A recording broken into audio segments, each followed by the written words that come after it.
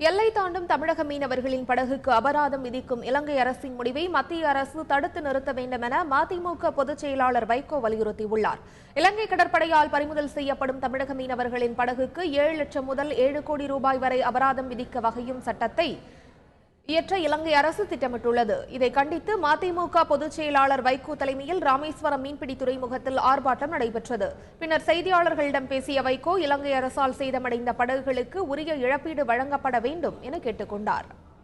தமிழக மீனவர்களினுடைய வாழ்வை சூறையாடுகின்ற நோக்கத்தில் ஒரு கொடூரமான சட்டத்தை இலங்கை அரசு நிறைவேற்ற திட்டமிட்டு அதற்கான ஆயத்த வேலைகள் நடக்கின்றன.